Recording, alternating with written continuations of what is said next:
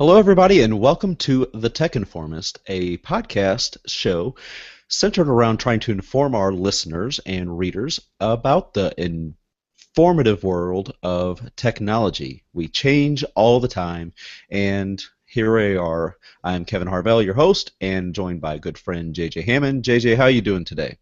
Well, hello, sir. I'm doing as well as our listeners are doing, which is probably awesome because it's Friday. Yes, yes, it is Friday, January 16th. Welcome, listeners. Welcome, people in the chat room. Glad to have you. If everybody that hears this episode later would like to participate in the chat room, they can always visit thetechinformist.com/live. And for every episode that we record, which is 3 times a week, look for Monday, Wednesday, Friday at approximately 11 a.m. Central Time. We will have a chat room going right there, and you can also watch it right on the same page. So, with everything else going on in the world of technology, let's get into some of the most recent tech news that has come out since we last spoke. JJ, Let's do that. you ready for that? I'm ready. You ready? I mean, I know you've got some great stories there. I've got some good stories in there. Maybe not great, but we'll see. We'll see. If anybody would like to submit future stories for us to talk about on a future episode, simply email them to contact@thetechinformist.com. Follow us on Twitter, Facebook, Google+, Instagram. Just keep up with us. Yeah, if you don't want to send us something via email, go ahead and hit us up on one of those social media and say, hey, talk about this the next time you guys are on. We'll do it. Exactly, exactly. We're always open to take suggestions. We'll do the research. We'll do the We will do legwork the for you. research and bring you the information you want and need. Hence, Informist, part of the Tech Informist part. Whoa, just had a little mind-blowing experience there. Meta, totally meta. Right. So the first thing that I would like to discuss today is Samsung is rumored to be in talks to possibly purchase BlackBerry for about a 7.5 billion buyout. Now this is coming from Reuters.com, so we're looking, you would expect them to have some pretty good sources. And South Korea's Samsung has proposed an initial price range of $13.35 to $15.49 per share, which would represent a premium of 38% to 60% over BlackBerry's current trading price, the source said on Wednesday. I'm not too sure what really to think about this because obviously BlackBerry is just they've been struggling for quite some time now. It's been well documented on our previous shows, not necessarily on Tech Informers because we haven't really talked a whole lot about BlackBerry, but on our STL Tech Talk podcast, we have definitely discussed BlackBerry frequently enough to where people are like, yeah, it just does not seem that BlackBerry's doing too well, even though they've got the new BlackBerry Classic. Whether or not Passport. sale, yeah, the Passport, the Q10, and just so many devices they've put out here over the last year. They're still trying. They're still trying. So, I know you haven't asked me yet, but I'm going to go talk about it anyway. Yes, So, that what was I my think about, question. all right. So, what I think about this story is this: BlackBerry needs to sell to Samsung. Samsung needs to buy BlackBerry.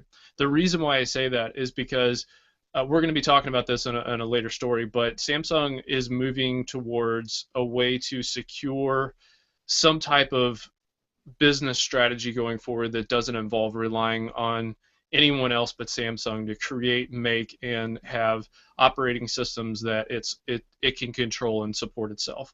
So when we talk about BlackBerry, we're talking about a company that is not going to make a comeback. No matter how much people want it to, it's not going to make the kind of comeback and success that Android and currently iPhones enjoy. I mean, we saw that over the holidays. 50% of all phone activations are higher. Where, this is based on a report, and this hasn't been necessarily confirmed, but we're from iPhones. And in the corporate world, BYOD, bring your own device, we're seeing a lot of Android slash or iPhones or whatever the case may be is. And people that were relying on the legacy BlackBerry devices and technologies are no longer, that is just no longer the case. And BlackBerry itself has said we have brought in somebody that specializes in the ability to restructure and possibly sell the company. Now, who better to sell than to Samsung, because they're willing to buy shares at a higher price than what it's currently priced at. I mean, I believe it's almost 60% higher than what it's currently valued at, even after the bump in the stock market that investors were just banking on the fact that, hey, Samsung's going to buy this thing and it's going to be more expensive. We can kind of get our money out of this thing. Since then, the stock market has kind of cooled off a little bit on BlackBerry, but I don't. And BlackBerry proper has said there has been no official. We're not going to do this. We're not going to do that. I mean, they can deny it all they want Yeah, to, both sides are denying it, of course. but they would be silly not to entertain that offer, because if you think about their patent portfolio is good, sure, but what have we learned from Google and Apple and Microsoft is that patents don't necessarily translate into actual monetary gain. Think about the last Apple versus Samsung court case. It's not even settled yet, and it's been going on forever since the iPhone 3G. And not only that has been going on forever, the total amount of compensation that's going to be received is somewhere in the ballpark of 418 million, which is a drop in the bucket compared to what you could make if you just sold the company and were able just to move on, And I'm not saying that's, especially our Canadian listeners, which we have a couple, and probably they're supporters of BlackBerry because it's kind of like a homegrown thing. That would be like if Apple was going to be bought by China. Oh yeah. So it would just be one of those things where it's like a pride thing. But if you think about if you move past that onto kind of a more pragmatic approach, this is the only viable way to go. So I mean that's. The other thing too is some car companies, not all car companies, but some car companies have moved away from Microsoft's platform on their dashboard and moved to the QNX BlackBerry proprietary software, and that is another market that Samsung wants to penetrate. So we can see that being a real possibility. Yeah, I mean, it's looking more through the story, BlackBerry's patent portfolio is composed of roughly 44,000 patents, Right. which they give an approximate worth of more than $1.43 billion. And Right. that's as of Yeah. August of last year. Right. And as this stuff moves forward with patent laws and litigation and different stuff going forward, I mean, what are we really seeing? I mean, Google's a prime example of like, I didn't make enough hay about the other Google engineers who made basically a Surface Pro 2 for, Android when we were talking about that from CES. But just think about it for a second, man. I mean, just think about, Google, I'm not saying that they steal, but boy, did they do a really good job of making things look almost exactly the same, and kind of getting away with it. So, you know what? Patents, there's not a lot of, let's just say there's not a lot of enforcement. So if you can get while the getting's good, which is what I think is right now for BlackBerry, you should take it. All right, quit spinning your tires and trying to do it all on your own, and Yeah. Get out while you can to a point. Yeah. Yeah, exactly. BlackBerry is still popular in the enterprise corporate world. I mean, it's not hugely popular, but they do. That is where you see their most business. So Well, let's think about secure. let's think about that for a second. It's just because, in my opinion, based off of what I've seen from use case scenarios, the only reason why it's popular is because of the age bracket and the familiarity that those individuals using those devices have had with BlackBerry. But if you get those particular people onto a different system altogether, it's over. It's not because it's better. It's just because it's familiarity. Yeah. Well, they do still are well known for their more secure services. Oh yeah. Which is why they put out BlackBerry Messenger on iOS and Android, Right. because it's a more secure version of messaging. I'd like to look into that. Exactly. Because if you think about, let's just take Android for example. There are so many ways to get around the security of those communications, right? Within that operating system. Sure, it might be secure on BlackBerry, and sure, it might be secure maybe on iPhone, but is it more secure on Android? Because there's a lot of permissions that the Right. operating system itself needs. Yeah. That might be a good post is to look at the different permissions for iOS, permissions for Android when installing the BlackBerry Messenger app. Right. Right. Okay. So, are we good? Yeah. Yeah. Let's Okay. move into Yeah. Tizen. Yeah, so Samsung, we're just going to go ahead and cover some Samsung stuff here. This comes via Neowin. Really good site. I've been paying attention more and more to it every day. But Samsung will unleash a flood of Tizen devices in 2015 as a part of its own and new Internet of Things strategy. Now, when we talk about Internet of Things, we're talking about cameras, TVs, watches, phones, Refrigerators, refrigerators, washers, dryers. washers, dryers, ovens, all these Right. kinds of things you could think of. So Samsung is proud of its Tizen operating system. It says that it's lightweight. It's an open source operating system developed by Samsung as a way to cut its reliance on Android, something which they obviously want to get out of because okay, so there's two things. One, Android itself, it's not that they want to get away from it because Android's Google Play Store has tons of apps, right? But what they want to get around is having to pay Microsoft because Microsoft makes $1 billion a year off of patent licensing from Android. Right. They make a significant amount of Right. money. So if they don't have to rely on Android, thereby they don't have to rely on the patent royalties to Microsoft. So let's kind of we're connecting the dots for you people. Okay, Hmm. so Tizen is already running on the Galaxy Gear smartwatch and recently announced Z1 smartphone, which is kind of weird, right, Kevin? Because Sony has their Z devices, so that's interesting that Samsung went with Right. the Z lines. I'm not Yeah. sure why that they did Now, I that. mean, the You would think it would Z1 be easy is for them. a low-end device which is targeted towards the Indian market. It is. Tizen is not really ready on smartphones here in the United States. Right. So, I mean, the next version of the Galaxy S6 will not have Tizen on it. The next Note device likely will not have Tizen on it. But think about this. Do you think that they would have the option of Tizen or non-Tizen, with Tizen being a cheaper phone? That's very possible. I don't really know if it'll make a difference in the price of the phone, but that could Well, be. think about it. But if you lower the because on previous shows we talked about how money talks.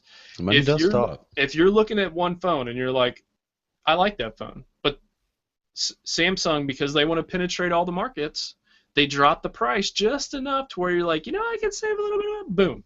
You see Yeah. what I'm saying? That's all that it takes. Then it starts taking off. Anyway, so the CEO of Samsung has explained that Tizen is essential to the company's Internet of Things to encompass all devices across all categories throughout the company.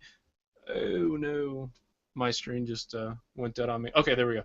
So Samsung claims to have sold 665 million devices in 2014, which is an impressive number of devices and a sign that Tizen might have a potential to replace Android as the dominant mobile operating system. To give you an idea of the scale, there was an estimated 1.15 billion Android devices shipped in 2014. Samsung claims that Tizen is lighter, more energy efficient, and but also they recognize the need for developers to create a rich ecosystem, thereby running into the same problem Windows has with getting developers to create things for um, Their platform, yeah. their platform. Yeah. Um, so, Kevin, what do you think about this? I know you talked a little bit about that in intermediate, but this is real quick. Also, Samsung. We talked about this on the recap from CES, but Samsung has Tizen on their new TVs. Go ahead. Yeah. I mean, there's been some talk of Samsung and Tizen and getting Samsung wanting to kind of cut the cord from Google when it comes to Android and their mobile OS that they put on their smartphones. And within the last couple of weeks, I'd seen an article. I cannot remember who it was from, but they said, Samsung is not ready to release Tizen, on the big stage per se when it comes to their Galaxy device and the Right. Note series. So 2015, like I mentioned before, we probably won't see that on these next new devices. And even with the A3 and A5, I believe there was, and maybe even A7. I cannot remember if they did an A7 as well I want at to say they did. CES. I want to say they did. Yeah, which I mean, those devices are not intended for the United States market, but they're based, they're kind of similar to the Samsung Galaxy Alpha that came out last year, which is more of a lower end device. And these actually will be the first Galaxy devices that do not have removable batteries, Hmm. which I know is bound to upset some of the Galaxy purists that they choose the Galaxy devices because it has a removable battery for that quick battery swap instead of having to worry about charging your device if when the battery goes low. Yeah. So with Tizen, it's going to be very interesting to see what 2015 holds for this as they put it in more and more devices, not necessarily smartphones, but they continue going forward with it in their smartwatches, and refrigerators and all this other stuff as they try to make Tizen the OS that pretty much unites your entire household. It's kind of what they're looking to do. Well, think about it. I mean, we think about the S thing, like the S Pen, the S Notes, the S this, the S that. I mean, when we think about Samsung holds their own developer conference now. It's just because Samsung has to have a backup plan, and the backup plan is there because they don't want to rely all in wholeheartedly on something that's not. And Hmm. I mean, I understand that from, you have to have a backup plan. You have to have some type of that's that Samsung ties in. Let's talk about rumors about the Samsung Galaxy S6. Now, that's what we do here. We talk about what's coming up and all that kind of thing. Um, Everything that CNET knows about the Samsung Galaxy S6 is what I'm going to talk about right now, which is what concerned me before the holiday season, where people were going to buy devices that did not have 64-bit Processors. yeah, thank you, processors on the back end. The reason why I kind of hesitated to say that because I was just thinking, Intel. There's a difference between Intel and ARM, and we could get into that, but I'm not going to. But so what we expect to see from the inside was we expect to see a Snapdragon 810, not 805, 810 quad-core processor. They didn't decide to go octa-core. They could change that maybe, but I don't. Company could also have different CPUs in different territories and stuff. We all know that from the Korean version and all that kind of Right, stuff. which would have, which could likely have an octa-core Right. CPU in it. I mean, they've done it in the past, so Right, exactly. Plastic or metal, we're thinking it's anybody's guess, but more than likely the metal is going to be the way to go just because, Kevin, you've seen this firsthand, and so have I. That design looks really nice oh and yeah, and, I mean, and, and way better than the Band-Aid design that was previously yeah, on it. with what they did with the Note 4 and the Galaxy Alpha of last year and what's currently available, that's what I really wish the Galaxy S5 would have been made of. And it's kind of a shame that they didn't go that route, but hopefully, as it looks like with the S6, that's a design they need to go with, man. It feels so much better. It really does. And even when I was holding it, I was like, this is nice, man. It You feels know, premium. Yeah, it reminds me of that Sony that we were checking out yesterday.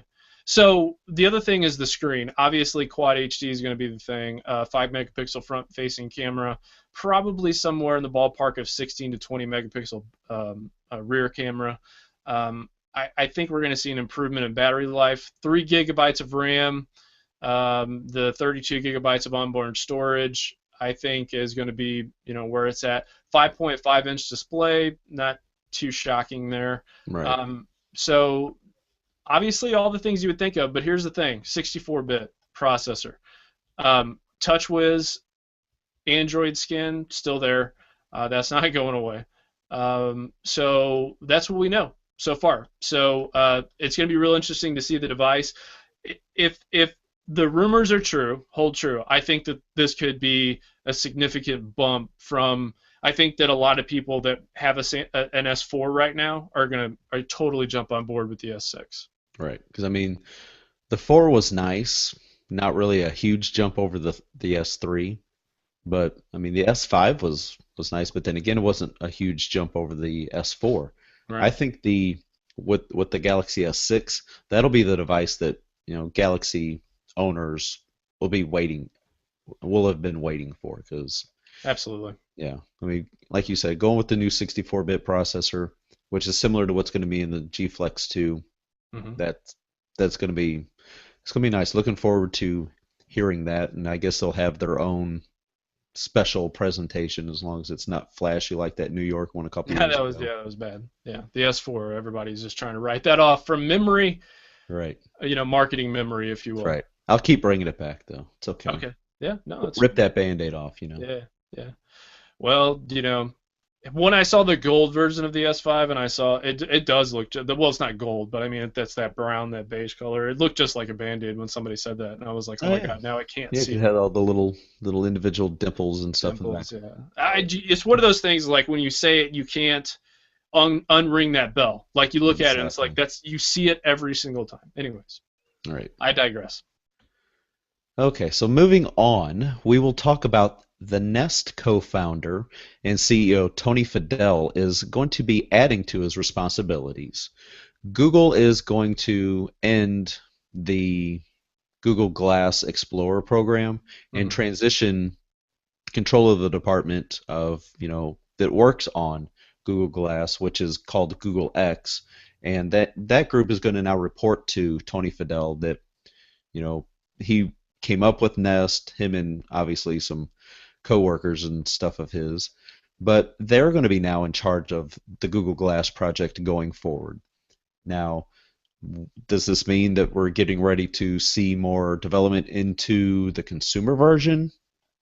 Because obviously $1,500 for a set of Google Glass is not a consumer friendly price. It's something that, most, you got to be a hardcore fan to want to purchase Google Glass for that price. So they're going to oversee the group responsible for Glass, and the unit is currently run by Ivy Ross, who reports to Fidel. Fidel is a former Apple executive, and so some new duties will mark an interesting turn of events for him, who has surprised some observers by remaining with Google following his company's acquisition, which made him a billionaire. So, so responsibility for such a high-profile project and one closely associated with Google's co-founder Sergey Brin confirms Fidel's position as trusted advisor to CEO Larry Page. Now, the Google Glass Explorer program has been around for nearly 2 years, and it's going to continue working on the next generation of the product. So, I mean, what are your thoughts about Glass as a whole, and they're going to basically end the Explorer program.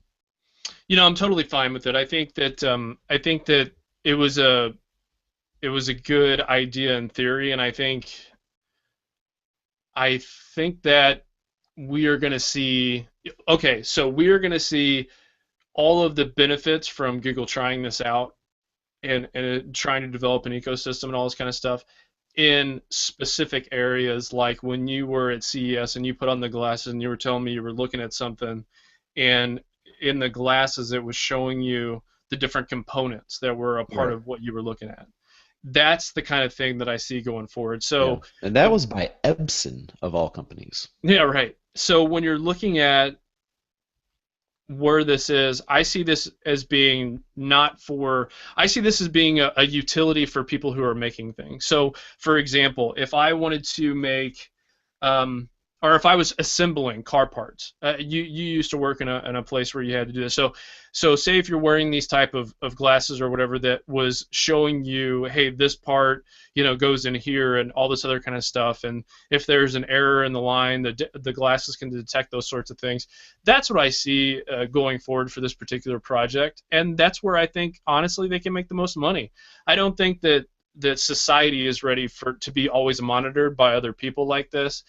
We can see that from pushback on license plate readers here in the United States. We can see that from pushback on security cameras and all this other kind of stuff that picks up pictures and all these kinds of things. We're just not ready for that as a society, and Google doesn't care about our privacy when it comes to that as a whole. So I see this as being specific to working on things and getting things done, and in playing games. Like, so I could see this as like what Microsoft and Sony are going to be coming out with probably in the future, where it's like an in-game experience where you have like maps and all this other kind of stuff while you're, in your home, and it's not, necessarily like a go outside type of project. That's what I think.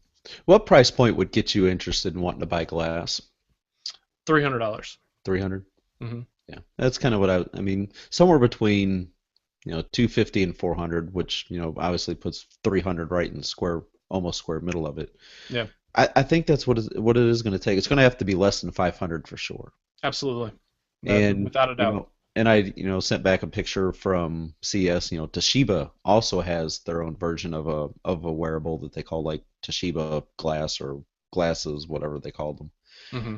So, more and more companies seem to be getting into the glass wearable game. So, Right, right, and see, they can learn from this ridiculousness that was, this society's reaction to it, and they yeah, can say, let's put this to work in like Iron Man fashion, where we're assembling things or making things or reviewing things or right. looking at things, like. Make it I mean, it's all up to the developer. I mean, the Mhm. technology's there, and if developers want to get on board, and you're limited by their imagination, what they can come up with Right. for use Yeah. cases. Yeah. Exactly. Don't try to put it in as a consumer thing. Try to put it as in markets. Right. Right. Like, this is why you need this tool. It's the same basic concept, but behind snap tools, like the snap truck that you see driving around, or like different different tools that was, brought to car manufacturers, different stuff, to say, hey, this is a tool you can use to better do your job. You Right. know. I So mean, that's what I think. mechanics, manufacturing, obviously healthcare professionals. I Yeah, mean, it's yeah, a yeah. perfect thing for them. That's a yeah. That's a great example. I'm glad you said that. So, in keeping with this on Google, swapping smartphone modules with Google's latest Project Aria prototype. So, I talked about this on a previous show, but I just wanted to drill down into this a little bit. What we're seeing is, from Project Aura, it's a way to assemble a phone, and I'm very excited about this. But what's really cool is the Google's decision to not allow people to 3D print like customizable parts necessarily, because the one way to kill a project is to make it too off the wall. Like, people 3D printing parts, and the next thing you know, it's all over the place. Um, Right. One of the things that is a little too risky is when you run into, people being able to steal and fork and all this other kind of stuff. But what's cool about this is you can at least make it personal by 3D printing on, like, pictures, right? So that's really cool. The other thing that kind of sucks is right now there's only a 3G cellular modem, and that's provided by, I want to say, Yeah, uh, probably like Marvell, Marvell. Sorry. which is Yeah, very similar to Harvell, but yeah, Marvell. which is me. Which is you. Yeah. So, anyways, I'm staying on this, man, because here's one thing that I didn't share with you guys. Think about what it would look like if, like, you remember the Yoda phone, right? The e-ink display. Think Yes. about if that was on one of these modules on the back to like show you in real time what the battery level was like, or what the time is like, or like a speaker. So that was really cool. So one of the modules was a speaker. One of the modules was a like a game controller thing. I mean, there's just, that's really cool. So think about being able to build all these different things. That is what's really hot, and we'll have more on this. The more this kind of stuff comes out. But Kevin, I haven't asked you this before, but if you were going to have one of these modules, what do you think would be really neat? Did you foresee having an e-ink display on one of these modules? No, I wouldn't have expected that, but like with the Yoda phone is gaining a lot of traction, definitely amongst the tech media.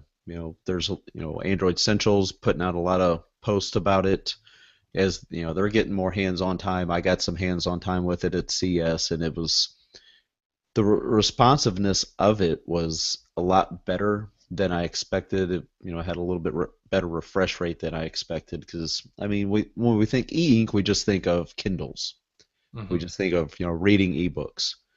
But man, I am such a battery life person that I just the thought of being able to get, anywhere from 5 to 6 days on a single charge from a smartphone is just unbelievable. And being able to just flip it over and have traditional, Android experience whenever you need it. I just love that whole idea. Mm. He Just says, love that whole idea.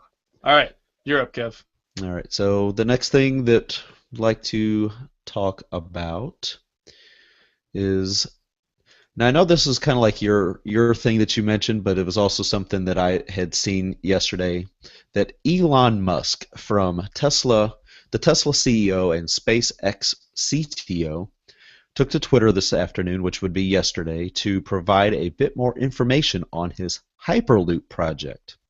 According to the tweet, the 700 mile per hour transit system will get a test track where both companies and student teams can visit to test pod designs.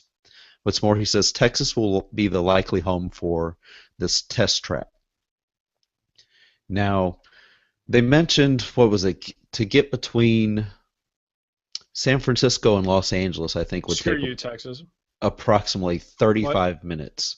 I Now, I'm didn't not say. sure how long it would take to drive that as it is now, but being able to get, travel across the country or just places in the United States at over 700 miles an hour, that just sounds amazing. And, reading the other story that, I was looking at, talk about these pods ride on, like what they say, pads of air. Mhm. And air pressure is what slows it down, speeds it up, and it is going to be really interesting to see if this takes off, whether or not it becomes a legit thing in my lifetime. That's a whole other story. But, the plans are in motion. The ball is rolling to to start getting us from point A to point B in a much faster time and not have to worry about air flights and So I'm a big fan of trains. I'm a planes big and fan. automobiles. Never right. So I'm a big fan of trains. I'm a big fan of bullet trains, and I'm a big fan of getting from point A to point B as fast and effective possible. Because life is short, and I don't like wasting my life. And one of the things that I enjoy is speed. So 700 miles an hour, I'm game. Yeah, if I'm gonna fly to my death, that's fine. But I'd like to do it at 700 miles an hour, please.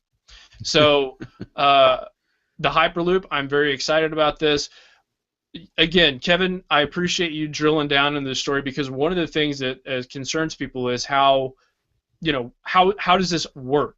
Like how does this happen? So it's by using air pressure, which is interesting because it's not using the magnetic, uh, kind of like hovering magnetic transportation. I don't Right. know if you're familiar with that. The opposing magnetic, the ability for magnets to create uh, the energy behind moving the bullet trains and different stuff like Oh, yeah, that. So, I like playing with magnets and, doing the rappel and, things, mhm. fly apart. Oh But yeah, it's great. I kind of consider this to, a drive-through bank experience whenever you're at the bank and you put your checks or All whatever you're right. depositing in the little tube, press the button, Yeah. it just shoots it right through the tube. This is basically the same principle. Yeah, just shooting human beings at 700 miles an hour through Right. this too, which is cool. No, that's great. Um, One of the things we're going to be looking forward to is seeing how it's built and where it's built, right? Because we got to, worry about eminent domain and all this other kind of stuff, and can it withstand seismic activity and that sort of thing. But All right. overall, very excited about this news story going forward. Yeah, So that's because they really say cool. this can be done above ground, underground.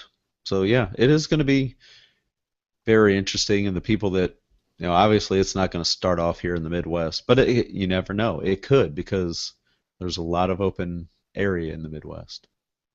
Right, right. Well, you took my story, Kevin. So go ahead and continue on with talk about Radio Shack. Radio Shack. Let me find that again. Now, it's been a while since I've been in a Radio Shack. I think I've only been in one once or twice in the last couple years. But Radio Shack may soon file for bankruptcy and possibly sell their stores to Sprint. Now, this is coming from the Techno Buffalo, who is pulling it from Wall Street Journal, that is reporting that Radio Shack will likely file for bankruptcy as soon as next month. It's sad news for anyone who remembers spending time at the store before it was overshadowed by competitors like Best Buy and Amazon, but not a huge surprise considering the company's recent issues. For now, Radio Shack is looking to raise money needed to get through the bankruptcy process and apparently meeting with potential buyers interested in picking up smaller pieces of the company. And Bloomberg TV's Julie Hyman says Sprint is in talks to buy some of Radio Shack's stores. Now, early last year, 2014, the company had announced plans to close 500 stores in an effort to cut costs. That number later jumped to 1,100 before Radio Shack realized the cost of ending its leases and paying employee severance package would be much too high, so they didn't shut down as many stores as most people expected. So right now, the last month, the electronics chain said it would stop matching employee retirement funds in 2015, signaling just how dire the situation has become. So I don't know when the last time was that you've been in a Radio Shack, but from my experience, Radio Shack, while you can find a lot of cool things that you might need on the spot, it's an expensive store to shop in overall. So, a couple of things, and I'm Mhm. actually going to lead in my other story. So, I'm going to do some gorgeous stuff. So, be ready. Nice, nice. So, I don't get out of the house much anymore. And when I do, and I do need to go buy like a Radio Shack, it's for very, very specific things, right? Hmm. And that's only because honestly, I wanted it right then and there. But for the most part, I think going forward, we're going to see the Amazons and things like that of the world, and the Alibaba once that makes a splash here in the States, which will happen eventually. It's only a matter of time. All right. I think that was the dagger, the final dagger. They killed Radio Shack, and I think the other thing is you can't compete in the space without having bigger stores and more stuff in them. And because the stores were these medium-sized stores, that is essentially what got rid of them. Because think about it, Circuit City back in the day, Radio Shack, and Best Buy in their heyday, had a lot of stuff going on. Now, Radio Shack did some consolidation. We saw a lot of stores close, and they tried to, push smartphones and all this other kind of stuff. But smartphones were already in the carrier stores. So Right. what was really bringing people into Radio Shack? What was the enthusiasts? Well, then Radio Shack started not stocking the shelves with enthusiast type of equipment, so it pushed the people who were building their own computers or different stuff like that into having to go to the Micro Centers or the Amazons of the world. So what happened was essentially was the death of Radio Shack. I'm sad to see it go, but it's the reality of the internet and how it has transformed business and all over the world, especially in the United States. All right. And So they made some bad decisions. I mean, like you were just saying, most stores that you see now are just in little bitty, strip malls, or you might see one right, in your local, major mall. But right, whenever you walk in there, what do you really see when you first walk in? You see a lot of toys. yeah, You a know, lot of you toys. see toys and Yeah, audio, speakers and little Bluetooth speakers, stuff like that. That's what you see when you first walk in now. It's all the really cool stuff that you might need if you're building something, you need to repair something. That hmm stuff's all tucked back in the far corners, kind of like the old time video stores where don't go behind the curtain, kids. yeah, exactly. So that don't. So my philosophy on business is don't half-heartedly do it. I wanted to say a different word, but That's okay, do it. I'm sure no, we're a family show. So I like saying that, even though we're probably not. So what I would say is they kind of half-heartedly did things, and when you half-heartedly do something, it shows. It really does. If you're gonna do something, do it. Right, just do it. Go all in, and don't half-heartedly do it. You're just whatever. It's just now I'm mad. Anyway, so uh, the internet, right? So it's helped transform business and lives and frankly what we do and what we love to read about and what we do for our lives. And the FCC, the Federal Communications Commission, is going to check out how the government thereby regulates the broadband providers that bring us this wonderful internet. In Las Vegas, in a one-on-one discussion with the Consumer Electronics Agency, President Gary Shapiro um, and Tom Wheeler implied that Title II of the Communications Act will be the basis for new net neutrality rules governing the broadband industry. I'm not going to put you guys to sleep. I'm just going to highlight the main points here. President Obama, our current president, is arguing that there shouldn't be a way for people to limit access on the internet.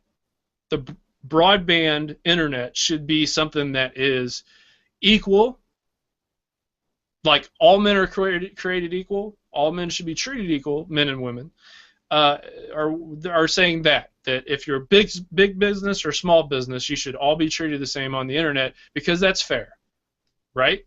Right. Well, the broadband providers don't like that because they want to charge for faster speeds on a highway, right? So we're going to go back to the highway scenario. You got 4 lanes on a highway. You got 1 lane that is super fast that allows you to go like 100 miles an hour. All the other lanes, it subsequently drops. This is like a tiered system. You got 100 miles an hour, 80, 60, 40, 20. The person that's on the 20 isn't going to get to work on time, lose their job, whatever. So, then you got people, I hate money, and I hate money in politics. So, I'm sorry, I don't hate money. I love money. People give me money. But I think money making decisions for society is not a good idea because that means that there's 1 or 2 people that make all the decisions in the world. But so the Title II is a title a regulation is under that regulates whether they are able to throttle and keep like data caps, right? So after you use so much data, they're able to throttle back how much data so you go from being very fast to going small. So we're going to see that in February. There's a lot more to this article. Or excuse me, there's a lot. Yeah, well, I call it an article because I'm old school. But there's a lot more to this post on Ars Technica. That's what I'm reading. This is the best one that I found that really dives deep into this stuff. But there were over, I think, 44 million FCC comments on this one title and section, and this ruling that's going to have an impact on how we enjoy the internet going forward. Kevin? Yeah, it's a scary thing for consumers because there's been talks. What was it, Comcast and Mm-hmm. Netflix? Netflix is getting priority over other. Well, they're paying for it. Right, they're paying for it, Right. which leads to somewhat unfair practices for other companies to give them a less chance at a good experience for their consumers. Right. For example, we watch Amazon Prime Instant Video. If Amazon doesn't buck up, you might have buffering issues, or you might not get the same quality experience that Right. you would get with Netflix, Right. even though you're paying about the same amount. Right. And that kind of stuff is not fair. Net neutrality is a very scary topic for content producers like us, and other people. There's a lot of people that make their living creating content for the internet, and having a company with bigger, deeper pockets being able to access better internet usage, it gives them somewhat of an unfair advantage, and everybody should have the opportunity to create and get their content out as equally as everybody else. So Yeah, I'm a big fan of equality. I'm a big fan of justice. I'm a big fan of I'm a big fan of that stuff. I believe that's what our country should shoot for. To be yeah, better, right? I mean, So it's concerning to me for this net neutrality stuff going yeah, forward. I mean it was a hot topic in 2014, but I think it's really going to be a much more hotter topic in 2015 as these hearings and more discussion and things come to fruition, whether Mm. they get approved, signed off on, or shot down, and we're like, okay, we can't do this. Too many people are upset, and rightfully so. Yeah, I mean, think about this though. The internet is the future by far, right? It's Oh like yeah. everything from now on. It's not infrastructure. It's not um, anything else besides the internet. All right. And if the haves and the have-not disparity grows and continues to grow, it's going to be just All right. And we you're not already going to like the know world. the You're not going to like the world. infrastructure of the internet in the United States is not where it needs to be in comparison to other countries. Right. Now, granted, the United States is a much larger, space than, say Europe or China or in Asia, for example. So we do not have the fastest internet in the world. We're nowhere near it. All right. Oh, one more thing. Okay, when you're thinking about this, think about this. So net neutrality moving forward is if you're thinking about, hey, I want to download something, right? Like I want to be able to download something. And then if this goes through, there's going to be that disparity and you're going to say, well, how come I got slowed down or how come I can't, you know, take care of this stuff in a faster way? It's going to be because the internet has changed and the people who can pay more are going to get more. People who can't aren't. That's Right. just the I way it mean, works.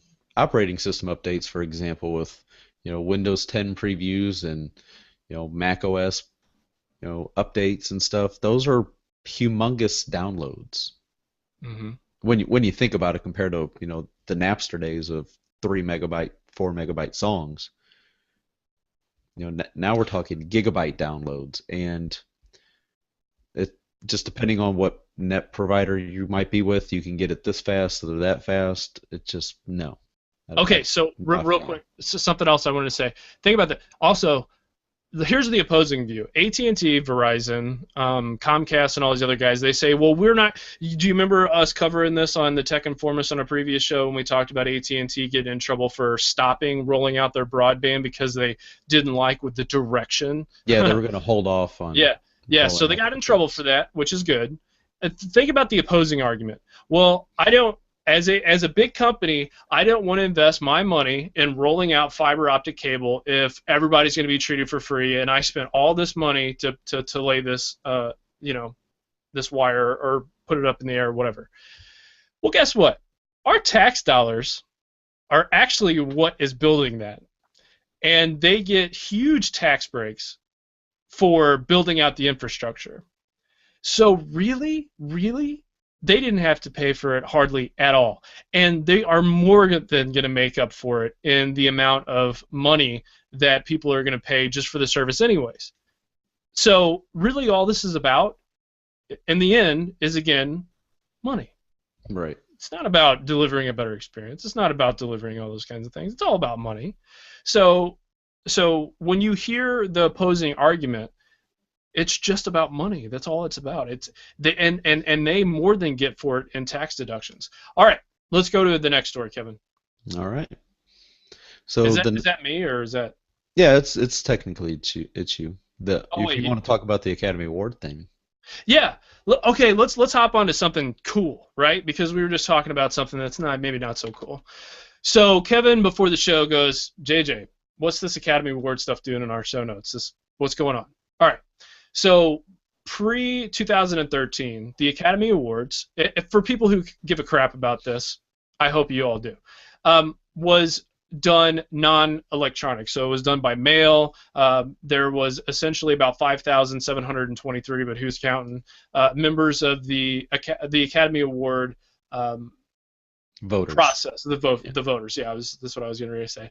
See, Kevin is finishing my sentences for me. It's like we were made It's for each almost other. like I So know you or it's something. almost like you know me or something. So when I'm saying this is pre 2013, that's how it was done. Well, post 2013, it's all electronic.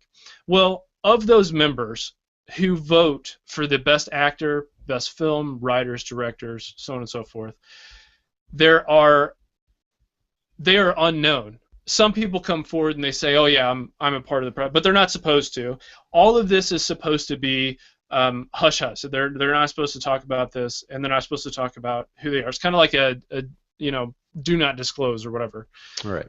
With the recent hacks with Sony and the recent way that the Academy Awards are doing their stuff, which is all electronic now, we're in a peculiar situation. Kevin, what was the first thing you said to me? It would not be surprising to know the results, within hours before the award show even begins. Right. Because why wouldn't somebody want to have, whether it's Lizard Lounge or some of these other, groups, why wouldn't they want to spoil that for, all these, high-paid actors and, film studios and stuff like that, just to spoil the whole event? Because a lot of money goes into putting on these award shows, and we are in award show season, so we just finished up the Golden Globes. The Oscar Academy Award nominations came out yesterday or the day before. Mm-hmm. So that was my first thought. Yeah. So think about this. Of the almost 6,000 voters, 94% were Caucasian, 77% were male, 54% were of age 60 or higher, so a little over half. And the voting members consist of former nominees, and so it's 14% former nominees and 19% former winners. So think if you're like a Brad Pitt, right, or a George Clooney, or one of those guys. You're a former nominee, and you vote, and then your best friend's up there on stage, and hours before the release of who's going to win or not, you voted against your friend or whatever. Dude, that's going to seriously create some rifts, right? All right. You know what I'm saying? I mean, that would be kind of funny. Hey, sorry, guy, you've been my best friend forever, but I didn't vote for you. All right. Yeah, Matt Damon and Ben Affleck, perfect example. Perfect example. Yeah. Great friends, came up with Good Will Hunting and all that stuff. Right. I mean, could you imagine Ben Affleck standing up there and it being released a couple hours before that? Matt Damon was Matt Damon's voting record for this year. Yeah. But he didn't vote for Gone Girl.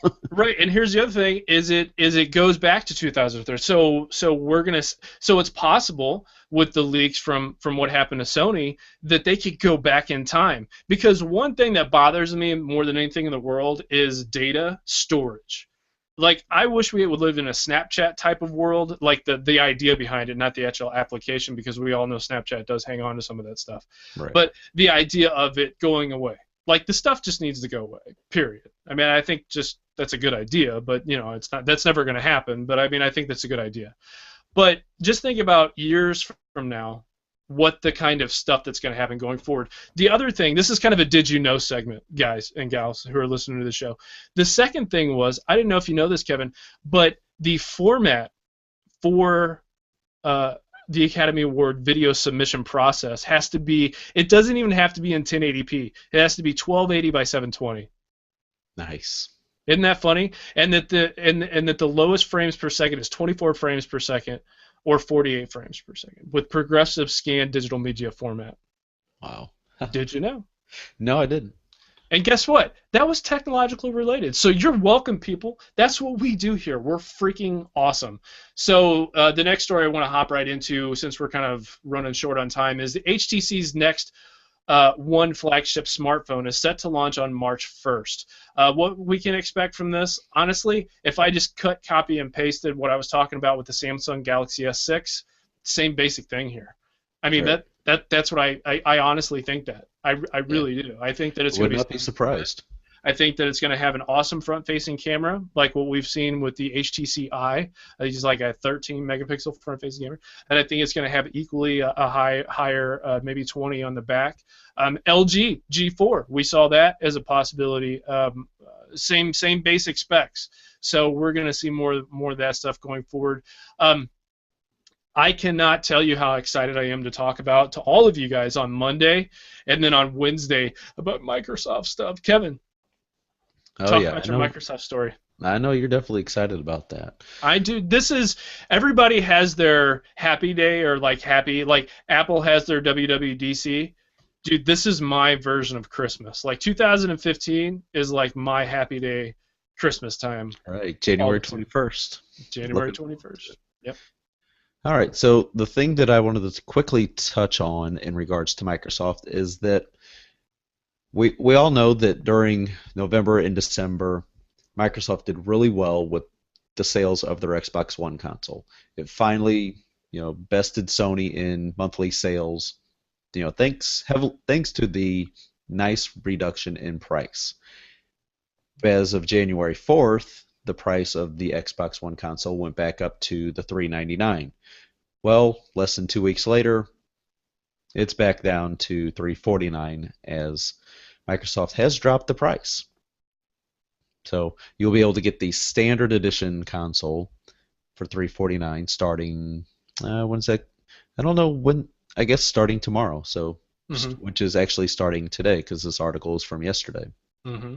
So you should be able to now go back and get you an Xbox One for $349. Oh, and by the way, if you guys are interested in a Microsoft band, there are Microsoft bands available, not online, but in local stores. And if they say they're sold out, that's cool. Just hit us up offline. We might be able to go to our local store because they are in stock. Right. I Yeah, just want to let so everybody know that. Did you know, Kev, that on eBay right now, the band is going for right around $300? yeah, I did see rumblings where people were talking about that they were selling for much higher on eBay than they would be in Microsoft stores. Because it's so Which hard to get one. right. Which currently that is the only store that is they're available in is the Microsoft store. Sometime this year they will be available in other stores like Best Buy and such, but Microsoft's still the sole location where you can get them. And not all stores have them. So again, if you know Correct. somebody in the St. Louis area, the Galleria's got them. Hmm. And they'd be more than happy to sell them to you.